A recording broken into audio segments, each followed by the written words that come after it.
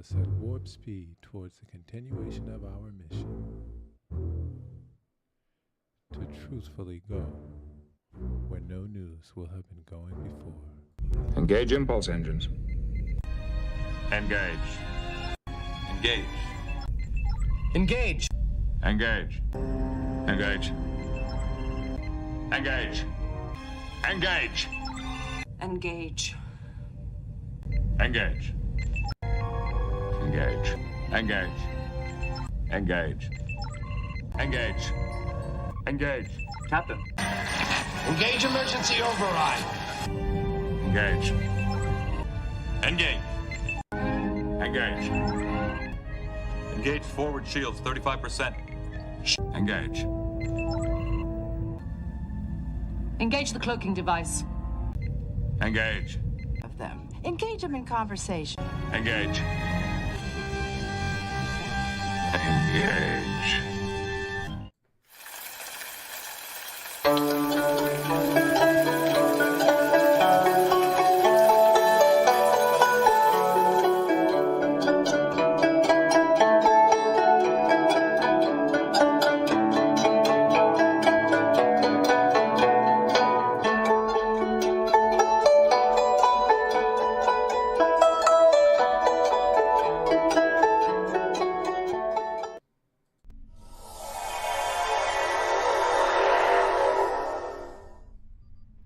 And the Lebanon pound fluctuates and collapses against the US dollar. Watch this space.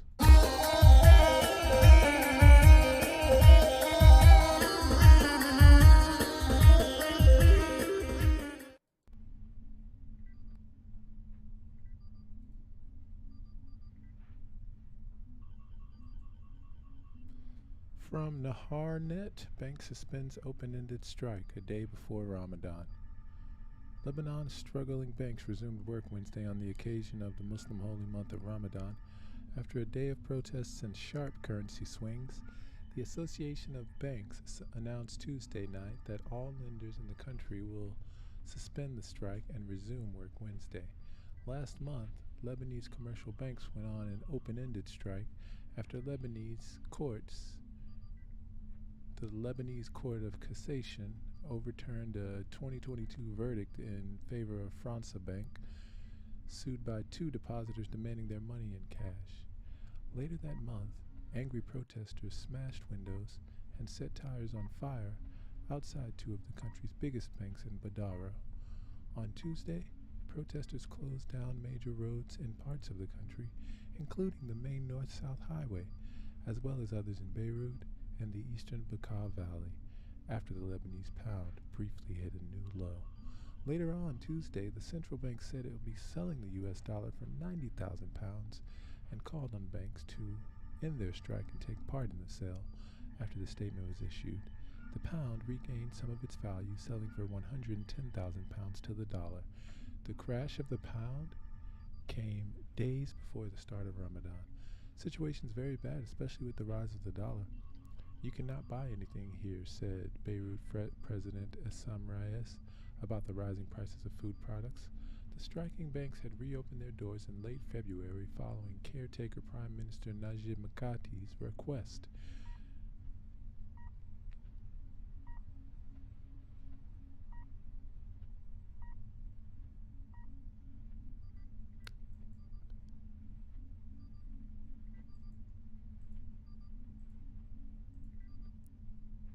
And from the cradle, U.S.-Saudi row pushes Lebanon to the brink. Uncertainties growing in Lebanon to the U.S. reportedly issued a warning to local allies about siding with Saudi Arabia behind Washington's back.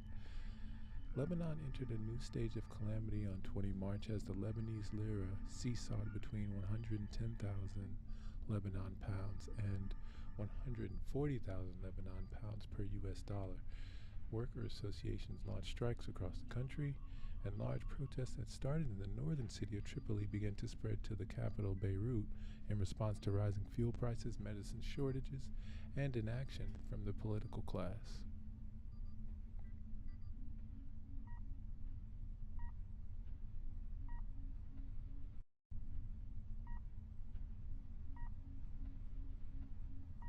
In the late afternoon, the lira exchange rate stabilized after central bank governor Riyad Salameh announced that the institution would sell unlimited amounts of US dollars. Arabic media reports suggest Tuesday's chaotic developments as are a result of a tug of war happening behind closed doors between Lebanon's latest foreign aid donors, Saudi Arabia, and the U.S. It was sparked by the Iran-Saudi rapprochement deal brokered by China. According to diplomatic sources that spoke with Lebanese Daily Al-Akhbar this week, Washington gave a choice to its allies, including political leaders Samir Jiejia, Walid Jumblat, and several independent members of parliament, between backing the U.S. or Saudi Arabia. To this end, the U.S. Embassy reminded the officials that Western financial aid, a long-anticipated IMF loan, and the start of a gas extraction from an offshore field are all deals that would only move forward with the U.S., not Saudi help.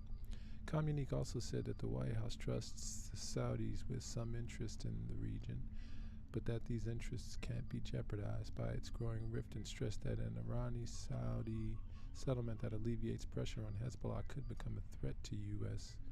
national security in the White House's eyes. Last November, U.S. Assistant Secretary of State for Near Eastern Affairs Barbara Leaf warned that the situation in Lebanon is open to all possible negative outcomes, including a complete disintegration of the state and the collapse of its security forces. She said that Lebanese will likely have to endure more pain before forming a new government, adding that collapse will enable Lebanon somehow to be rebuilt from the ashes, freed from the curse of Hezbollah. In response to Washington's latest moves inside Lebanon, the director of the Middle East office at the British Foreign Ministry was reportedly told by Saudi Foreign Minister Prince Faisal bin Farhan that the deal announced in Beijing is the beginning of a Saudi-Iran rapprochement and not the culmination of an agreement on contentious matters. The kingdom's top diplomat also stressed to the British official that priorities between Riyadh and Tehran differ at this stage in the talks, with the kingdom placing an emphasis on Yemen and regional affairs, while the Islamic Republic is focused on opening embassies and Hajj visas. Bin Farhan's statement coincided with a report from Kuwaiti news outlet Al Jaridai, which revealed that a delegation from Oman has been visiting Lebanon in recent weeks for discussion with Hezbollah officials over the need for the party to withdraw from Yemen and not to interfere there.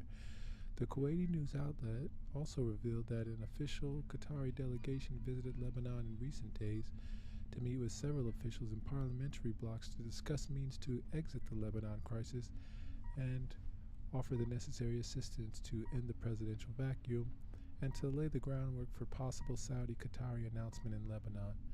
Saudi Arabia is reportedly also looking to hold a new round of talks with France over the crisis in Lebanon. Since 2019, Lebanon witnessed the collapse of its institutions. Following decades of corruption and mismanagement by the financial sector, the crisis plunged over 80% of the population below the poverty line.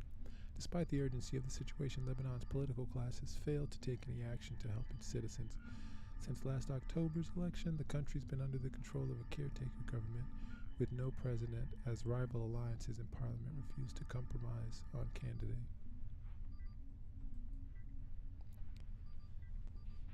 And from GlobeEcho.com, the difference in the exchange rate of the lira exacerbates the suffering of the Lebanese. When Caroline Kasparian Sadaka goes shopping in the capital Beirut, she keeps her mobile phone close at hand not to check her shopping list, but to calculate the escalating cost of goods that are now priced at a volatile exchange rate, which vary by store and sector. With the continued collapse of the Lebanese economy, a set of different exchange rates for the Lebanese pound emerged, further complicating personal accounts and weakening hope that the reform requirements set by the IMF could be accomplished.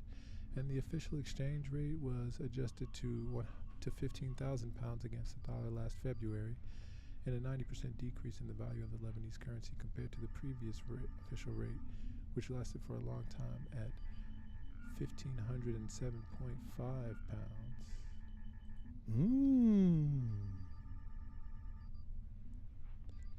However, the Banque du Lebanon sells the dollar at £79,000, while the Minister of Finance intends to calculate the customs tariff for imported goods based on the price of £45,000 per dollar. At the same time, the exchange rate in the parallel market ranges around £107,000 to the dollar and changes daily. Supermarkets and gas stations are required to post signs with the approved exchange rate each day, but the exchange rate quickly changes, so many of these places price products in relatively stable dollars. As she examines a can of tuna, Caroline explains the daily dilemma faced by shoppers. Honestly, it's strange that everything is priced in dollars and I have to calculate it 83 times to know the price in Lebanese pounds, referring to an exchange rate of 83,000 pounds to the dollar. She says, "It's just weird. It's the first time this happens. It's confusing that this, let's say, doesn't have a price," she adds. "If you look at the bottom, it's in lira.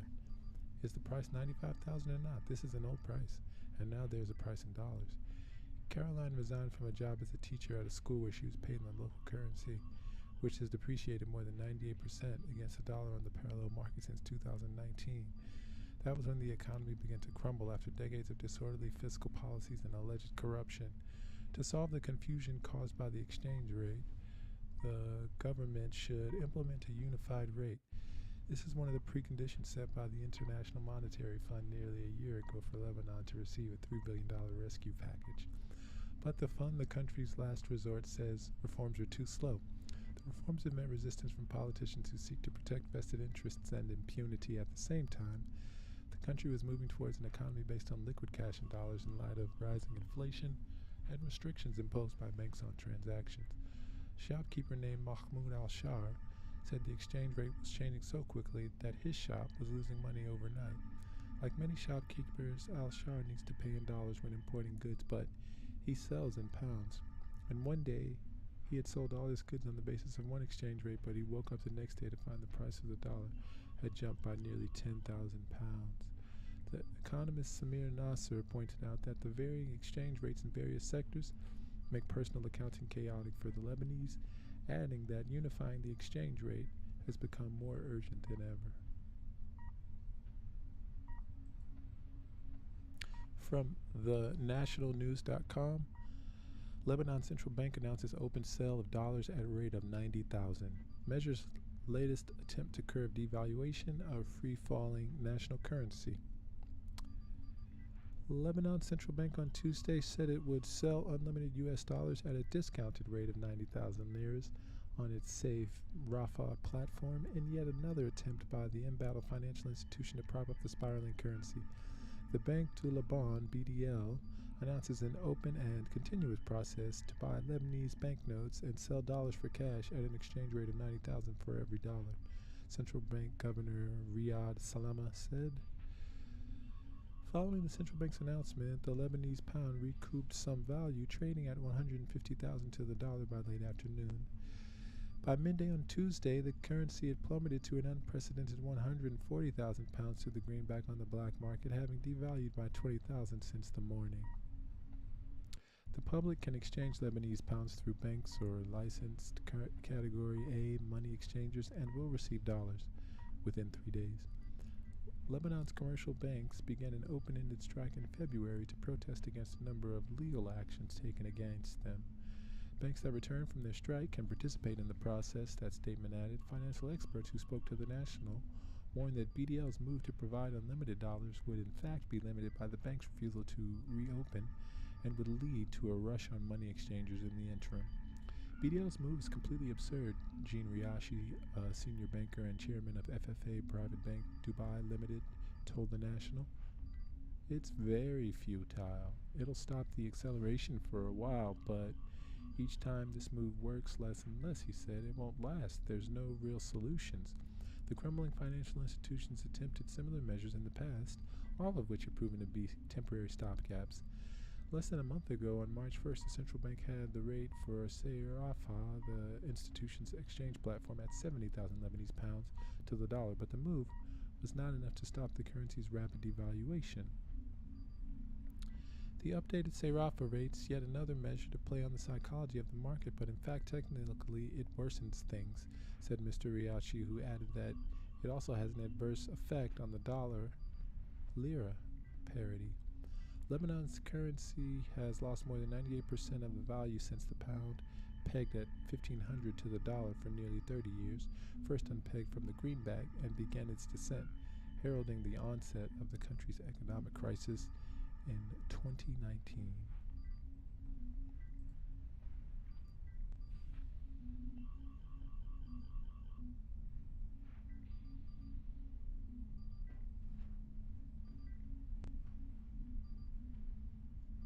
From krdo.com, protests in Lebanon as pound hits new low against dollar. Protesters have closed down major roads in parts of Lebanon against the Lebanese pound, briefly hit a new low amid a historic economic crisis that seemingly has no end in sight. The Lebanese pound Tuesday lost more than 15% of its value, dropping to more than 140,000 pounds to the dollar. A week ago, the dollar was worth 100,000 pounds. The small nation's in the grips of the worst economic and financial crisis in its modern history, and it's rooted in decades of corruption and mismanagement by a political class that's ruled the country since the end of the 1975-90 Civil War. The political class has resisted the implementation of reforms demanded by the international community. Arab states condemn Israeli minister's "No Palestinians" remark. Israel's far-right National Security Minister Bezalel Smotrich says there isn't a Palestinian people. Actually, let's just pause for a moment and watch this space. Remember, your engagement through a like, share, and a sub will accelerate us at warp speed towards the continuation of our mission to truthfully go where no news will have been going before.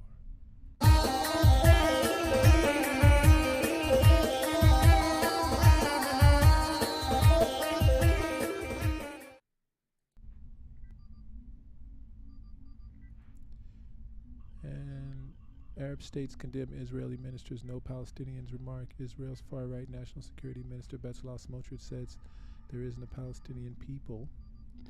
Palestinian Authority, Egypt, and Jordan have condemned as racist the firebrand Israeli minister's remarks denying the existence of the Palestinian people, with Amman summoning Israel's ambassador for a rebuke. Israel's far-right finance minister Bezalel Smotrich is part of veteran leader Benjamin Netanyahu's hard-right government that took office in December. Smotrich had already faced international rebuke in early March after calling for a Palestinian town in the occupied West Bank to be wiped out after its settlers rampaged through it, killing one Palestinian and setting fire to cars and homes. There are no Palestinians because there isn't a Palestinian people, he said on Sunday in Paris, quoting French-Israeli Zionist activist Jacques Kupfer at an event in his memory, according to a video circulating on social media. A Jordanian official told Reuters news agency on Tuesday that Zionists had reassured the kingdom that Smotrich's behavior, which included standing at a podium adorned with a map of an Israeli flag that included Jordan and the Palestinian territories, did not represent its position. On Monday, Jordan's foreign minister Ayman Safadi said he's been told by Zionist National Security Advisor that Zionists respect the sovereignty and territorial integrity of its neighbor. Meanwhile, Palestinian Prime Minister Mohammed Shtayyeh said before a cabinet meeting on Monday the inflammatory statements made by Smotrich provided conclusive evidence of the extremist racist Zionist ideology of the Zionist government.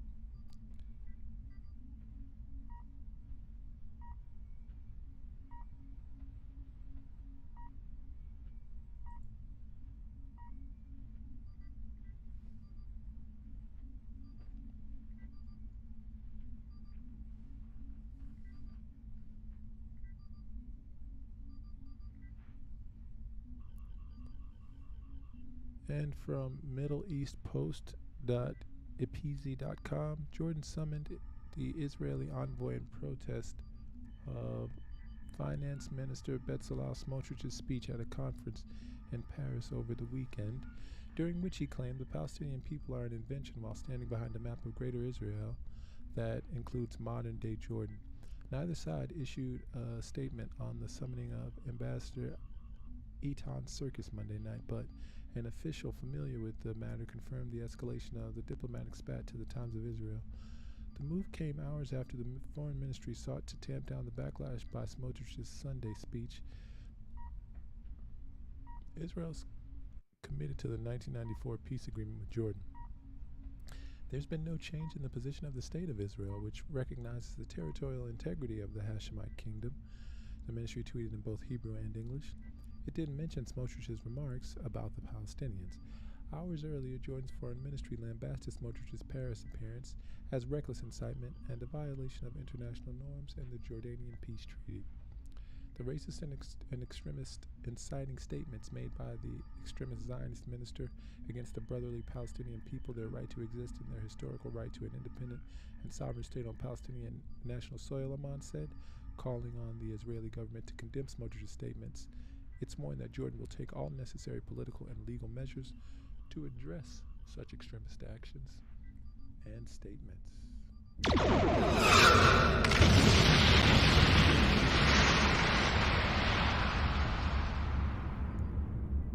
Jordan slams Israel minister over use of Greater Israel map. Jordan on Monday condemned the use of map of Israel by an Israeli minister, which includes sovereign Jordanian territory, Anadolu news agency reported. Far-right finance minister Bezalel Smotrich addressed an event in Paris on Sunday while standing by a map of Greater Zionist Israel, portraying Jordan as part of the self-proclaimed state. In a statement, Jordan's foreign ministry spokesman Sinan Majali termed Smotrich's act as a reckless incitement that's in violation of international norms and the Jordanian-Israeli peace treaty. Jordan and the Zionists signed the Wadi Araba peace treaty in '94, which brought an end to the state of war between the two countries since the first Arab-Israeli war in 1948. Israel was quick to reiterate its commitment to its peace agreement with Jordan. There's been no change in the position of the State of Israel, which recognizes the territorial integrity of the Hashemite kingdom, the Israeli Foreign Ministry said in a statement. During his Paris speech, Smotrich denied the existence of the Palestinian people, saying they were an invention, and Jordan condemns the racist and extremist inciting statements made by the extremist Zionist minister against the brotherly Palestinian people and their right to exist, Majali said. He called on Israeli governments to condemn Smotrich's statements and saying they'll take necessary political and legal measures to address such extremist and harmful actions.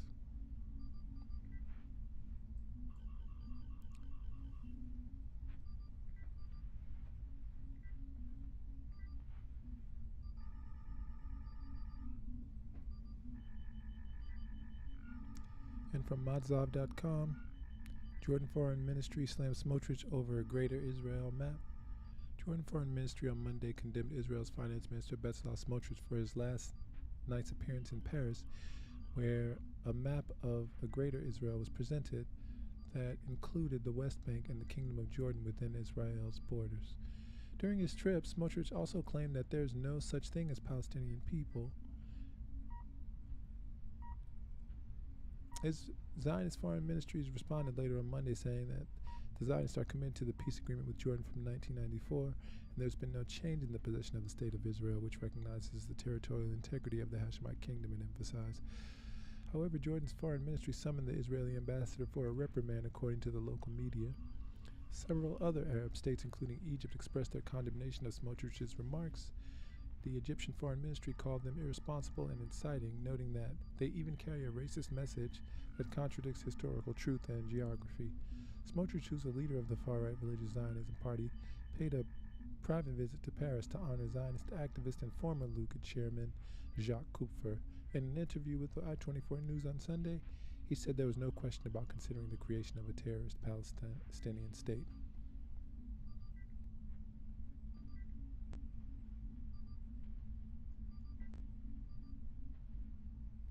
Smotrich has earlier been widely criticized for his controversial comments about the Palestinian village of Hawara needing to be wiped off the map following a terrorist attack that killed 2 Israelis. Smotrich told I-24 News that he perhaps did not choose the right words, but reiterated that the State of Israel must fight more resolutely against terrorism. And from Reuter, R-U-E-T-I-R, Finance Minister Bezalel Smotrich used a map of Greater Israel that claims the state of Jordan is part of Israeli territory.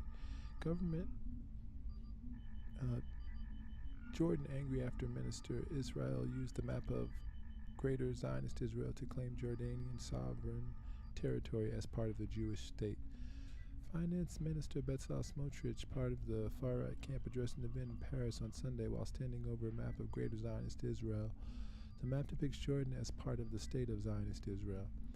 Jordanian Foreign Ministry spokesman Sanan Majali expressed his strong protest in a statement. He called Smotrich's actions a reckless incitement that violated international norms in the Jordan-Israel peace agreement.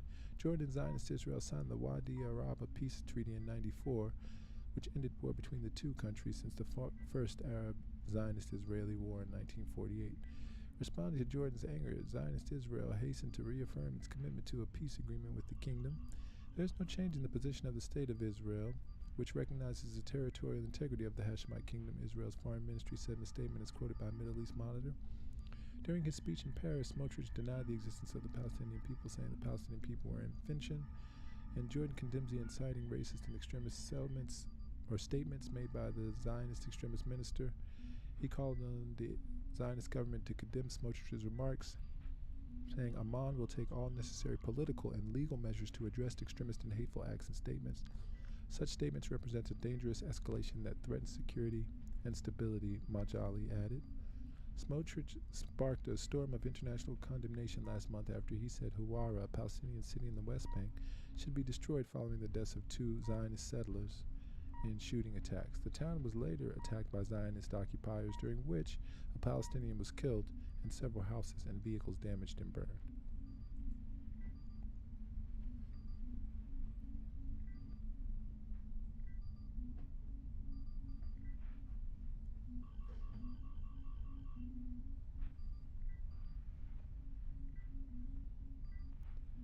From Indonesia, postsin.com.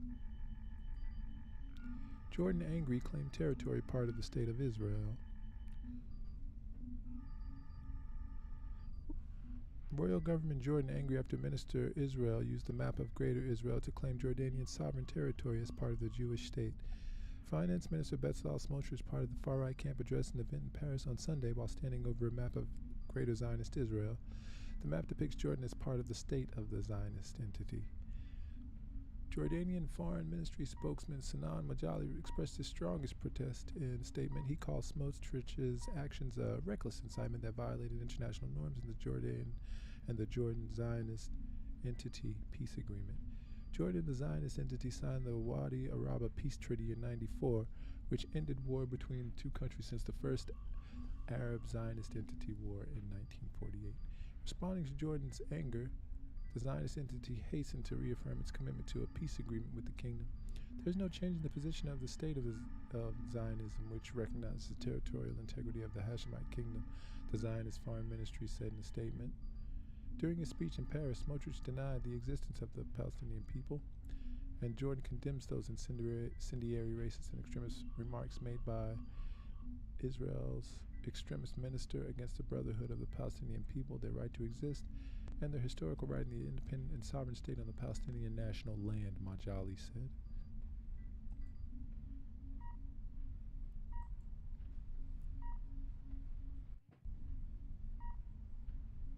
From AsianLight.com, Jordan slams Israeli minister over Greater Zionist entity map.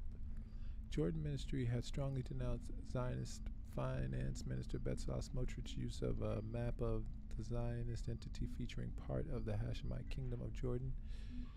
Jordan's accused the Zionist Finance Minister of violating international norms and peace treaty between the nations after he delivered speech in Paris featuring a map that includes part of Jordan. Jordan's foreign ministry strongly denounced far-right Zionist Finance Bezalel Smotrich's use of the map of Greater Zionist entity featuring part of the Hashemite Kingdom of Jordan and the West Bank, Jordan News reported. And from the heraldsun.com.au,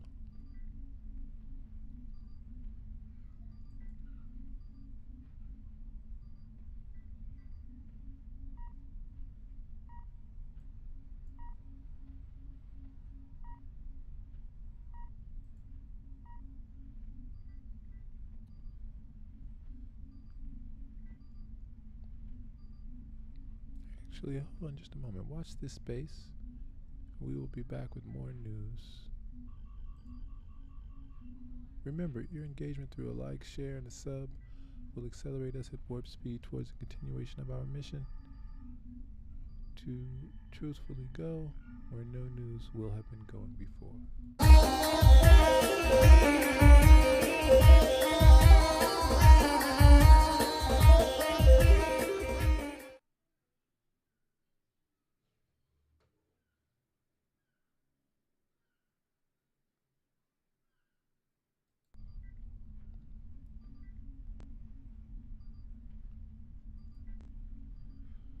From Arab news, Palestine angers as Israel allows settlers to return to 4 outposts, and the West Bank intensifies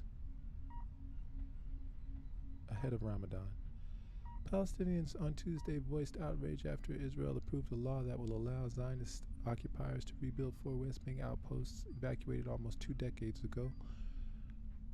A bill overturning the so-called separation law in the West Bank and Gaza Strip was approved by an Israeli parliamentary plenary on Monday. Zionists evacuated occupation sites in occupied northern West Bank as part of the disengagement plan from Gaza in 2005. Nabil Abu Rudaini, the spokesperson for the Palestinian presidency, condemned the Knesset's move, which he said violates all resolutions of international legitimacy, especially which considers all settlements illegal in all Palestinian territories. Abu Rudaina said that the Zionist government is working to thwart international efforts to prevent escalation.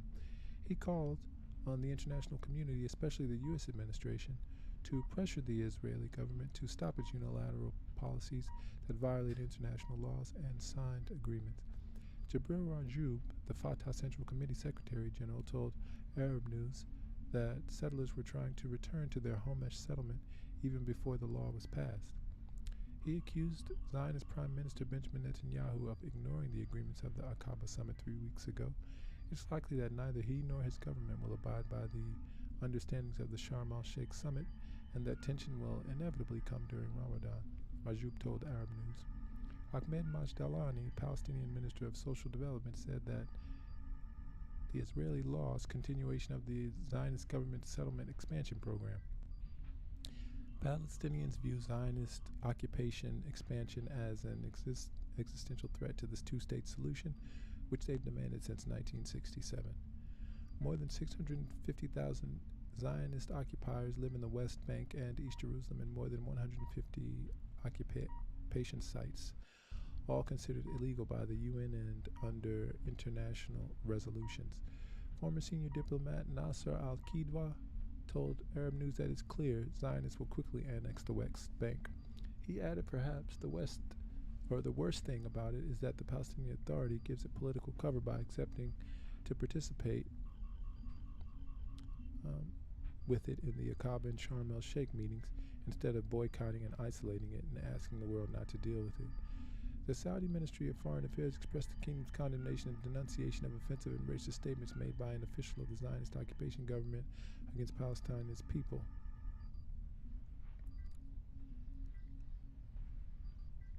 They also renewed the kingdom's support for international efforts aimed at resolving the Palestinian issue based on the Arab Peace Initiative and ensuring the establishment of Palestinian state on the 1967 borders with East al-Quds at its capital. Meanwhile, Zionist occupiers, extremists from the price tag group wrote racist slogans pointing at a 6-point star on the truck and 2 vehicles and damaged more than 5 vehicles in the Sheikh Jarrah neighborhood in Jerusalem on Tuesday, according to Palestinian sources. Anwar al-Jalani, a neighborhood resident, said that the Zionist police came to his house in the morning demanding he checked the surveillance cameras and then confiscated the recording device from family members. He added that police told him that the 2 occupiers vandalized cars and wrote slogans at 3 a.m.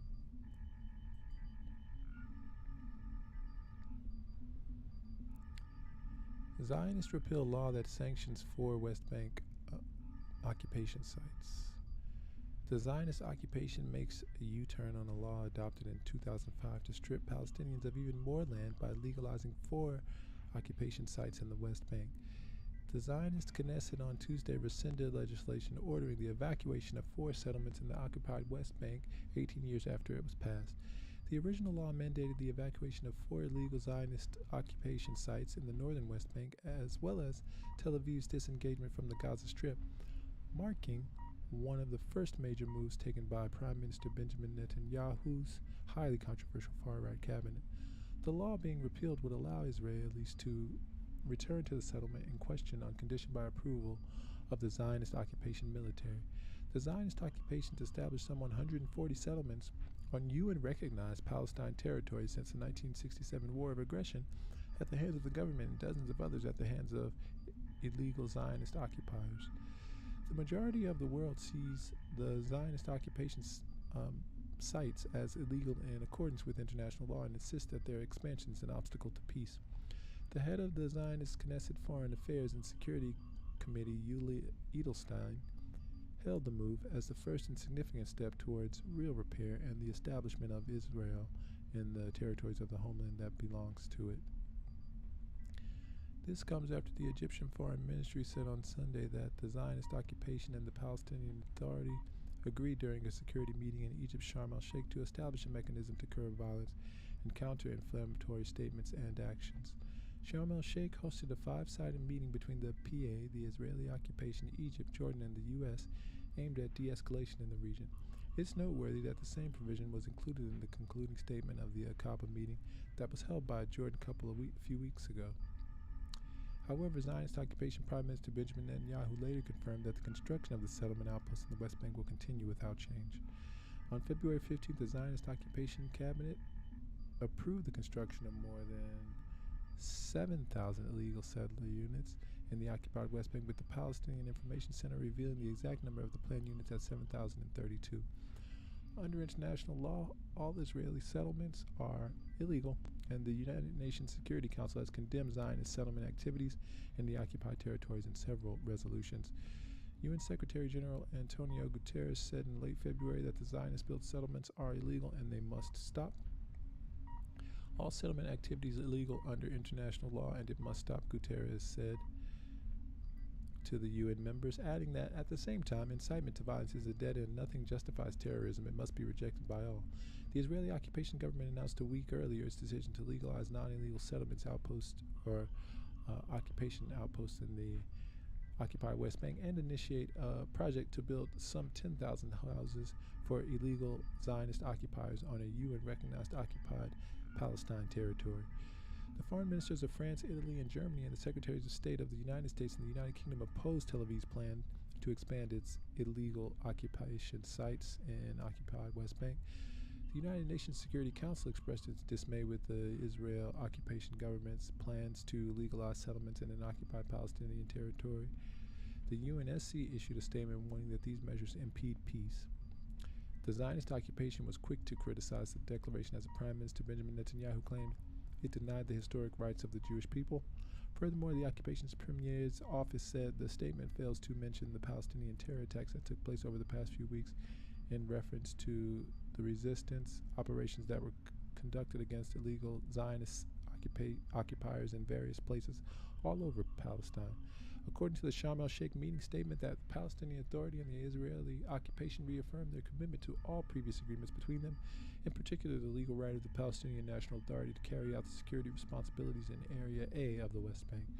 The Zionist occupation and the PA also agreed to establish a mechanism to take the necessary steps toward improving the economic conditions of the Palestinian people per previous agreements and to significantly enhance the fiscal situation of the Palestinian National Authority. Your inconsistencies are glaringly obvious.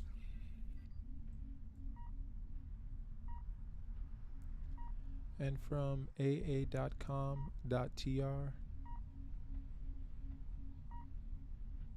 EU calls on Zionists to revoke law allowing resettlement in evacuated areas of West Bank.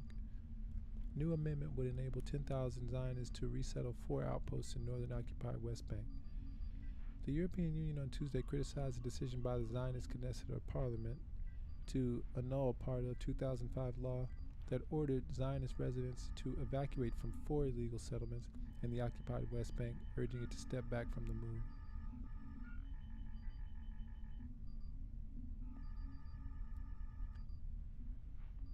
In a statement, EU Foreign Policy Chief Joseph Borrell's office said that repealing the legislation affects efforts to de-escalate tensions and prevents the possibility of taking confidence-building measures, reminding the Parliament of the EU's stance on Zionist occupations, which are illegal under international law. The statement noted that these settlements are an obstacle to peace and threaten the two-state solution. It also called on Israel to revoke a law passed in Parliament Tuesday, which would enable 10,000 Zionists to reoccupy 4 outposts in the northern occupied West Bank that were evacuated in 2005: Homesh, Sanur, Kadam, and Ghanem.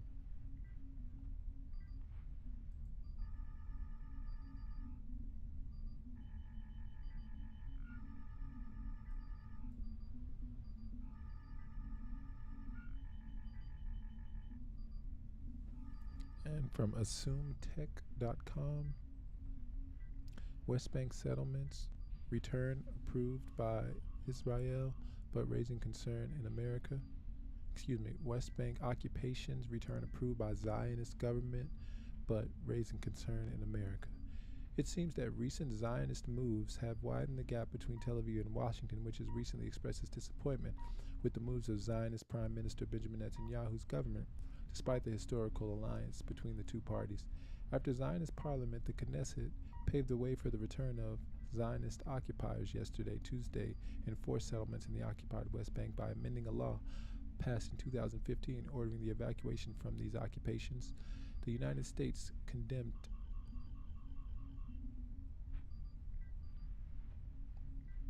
U.S. Department Deputy Spokesman Vedant Patel said Washington was extremely disturbed by the Knesset's move, emphasizing his country's position that the continued creation of occupation sites constitutes an obstacle to peace and the achievement of a two-state solution.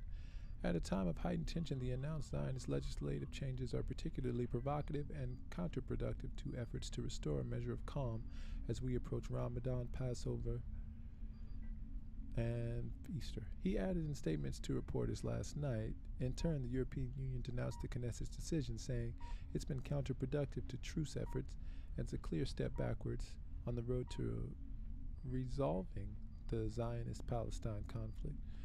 Voting in the Knesset, one of prime big moves by Prime Minister Benjamin Netanyahu's far-right coalition, came days after Zionist and Palestinian officials agreed on steps to curb violence and incitement amid rising tensions. Interestingly, the repeal of some provisions of the previous disengagement law will allow the Jewish population to return in 4 occupations in West Bank after they were evacuated in 2005 subject to the approval of the Zionist military. Since the 1976 war, Zionists have established some 140 settlements on land Palestinians consider an essential part of establishing their future state, and more than 500,000 occupiers now live there. In addition to the authorized settlements, group of occupiers have established dozens of outposts without government permission. While most world powers consider settlements or occupations built on lands occupied by Israel in the 1976 war illegal under international law, and believe that their expansion prevents the peace because it leads to the erosion of the lands Palestine is demanding to establish for their future state on.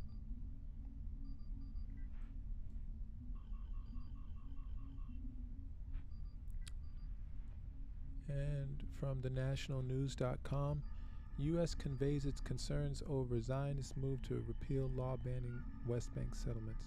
Meeting with ambassador to Washington comes days after Finance Minister Bezalel Smotrich denied the existence of the Palestinians.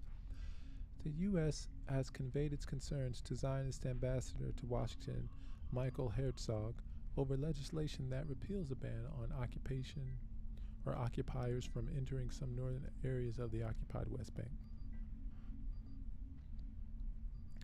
Deputy Secretary of State Wendy Sherman and Mr. Herzog discussed the importance of all sides refraining from actions or rhetoric that could further inflame tensions leading into the Ramadan, Passover, and Easter holidays, the U.S. State Department said on Tuesday. However, Zionist Army Radio described the meeting as a summoning. Former U.S. Ambassador to Zionist Martin Indyk said he did not remember the last time the U.S. State Department formally summoned an Israeli ambassador. Earlier, the U.S. described the Zionist move to repeal the 2005 disengagement law as provocative and counterproductive. The far-right Zionist Minister of National Missions, Orit Strak, told news website Arutz 7 on Tuesday that she thought the sin of the disengagement would be reversed. I don't know how long it will take. Sadly, a return to the Gaza Strip will involve many casualties, just as the departure from the Gaza Strip came with many casualties, but ultimately it's part of the land of the Zionist, and the day will come when we'll return to it. Your inconsistencies are glaringly obvious. What is this nothing you talk about? Meanwhile, Zionist forces launched wide-ranging raids overnight in a number of occupied West Bank cities, including Ramallah, Nablus, Jericho, and Bethlehem, a day before the start of Ramadan on Thursday, activists said. Earlier this week, Zionist right-wing finance ministers Smotrich drew international condemnation after making comments that effectively denied the existence of Palestine. And the U.S., Israel's closest ally, and the UAE condemned Mr. Smotrich's comments.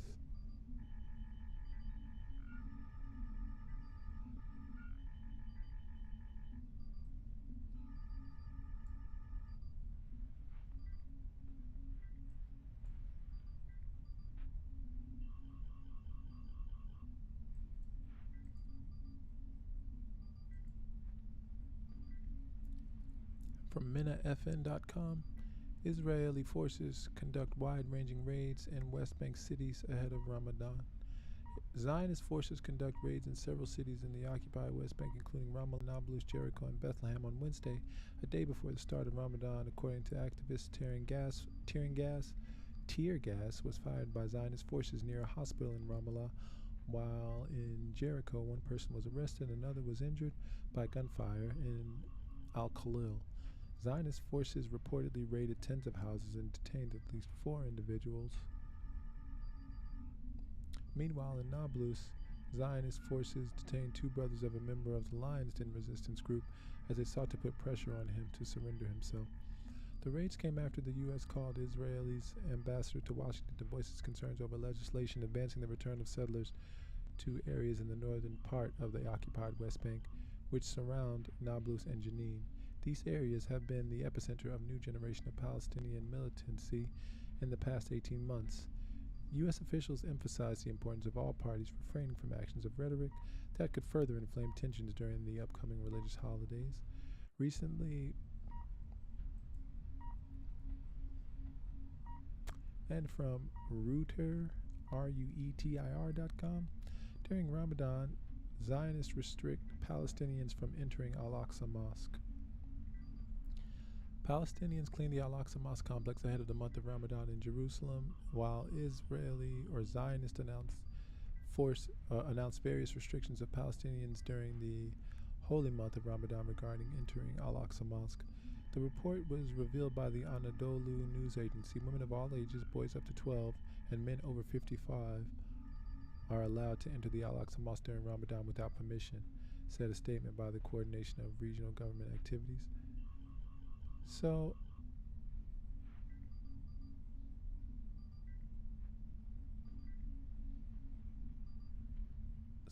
I mean, that's, you consider what exactly it is that they're saying there. They're telling you who is permitted, but who is not permitted. So if women of all ages, boys up to 12, and men over 55 are not permitted, then that means men from 12 to 55 or 13 to 54. Excuse me, if they say that women of all ages, boys up to 12, and men over 55 are allowed to be in Al-Aqsa Mosque during Ramadan without permission, then who needs permission? Those 13 to 54 who are men. I mean, that's a simpler way of saying it. It's really just roundabout, and just like false framing to, yeah. And it says here, Zionists will apply the permit to men aged 45 to 55, he said. Zionist officials also said security approval is required for Palestinians in the West Bank to visit their relatives in the 48 territories or for foreigners to visit their relatives in the West Bank. He stressed working hours will be increased at various West Bank crossings during the month of Ramadan. With respect to the Gaza Strip, according to the statement, Zionists imposed restricted quotas for women aged 50 and over and men aged 55 and over from Sunday to Thursday to enter Al-Aqsa Mosque. Tensions have been running high in the West Bank in recent months amid repeated Zionist military raids on Palestinian cities. Nearly 90 Palestinians have been killed by Zionist fire since the State of the Year, according to Palestine figures. 14 Zionists also died in separate attacks during the same period.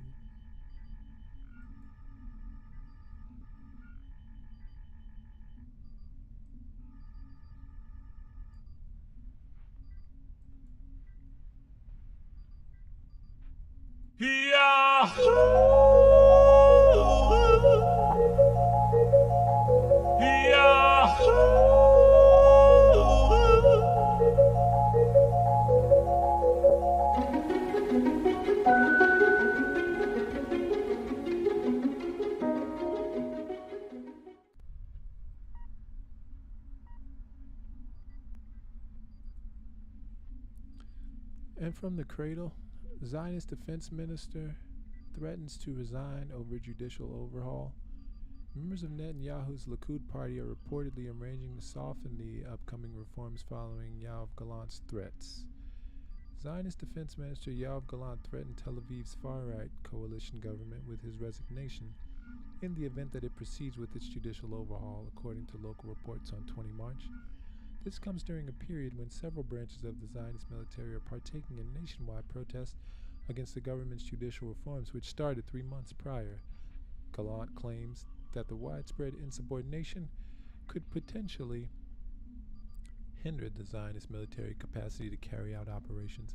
According to Hebrew media, Netanyahu was notified of Gallant's views on the controversial reforms and privately shared his rhetoric with the members of his cabinet. As a result, members of Netanyahu's Likud party are reportedly arranging to soften the upcoming reforms. Netanyahu's judicial overhaul will essentially grant Zionist coalition government the authority to limit the power of the national judiciary, given its judges will be specifically handpicked by the government, most of whom are politically aligned with the Likud party and its allies. Experts agree that the reforms could enable the Knesset to annul cooperation or corruption charges against Netanyahu.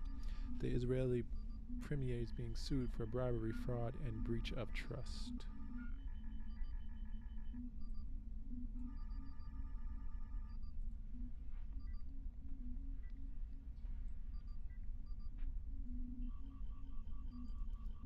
A few days prior, elite reservists from the Zionist Military Intelligence Special Operations Division also threatened their government that they would halt their volunteer service in protest to the government's plan to overhaul the judiciary.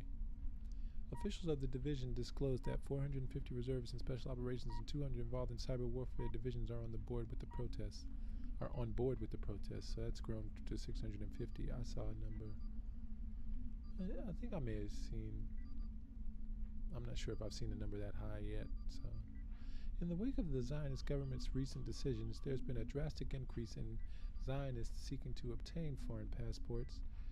Several Zionist companies have also started to move their money abroad, amounting to billions of dollars. Several opposition members of the Knesset, such as Zionist Prime Minister Yair Lapid, have also questioned the actions of the new Israeli government since its victory in the 1 November elections and warned that Netanyahu's coalition government will threaten Israeli democracy. And from the Times of Israel, Gallant reportedly says judicial overhaul may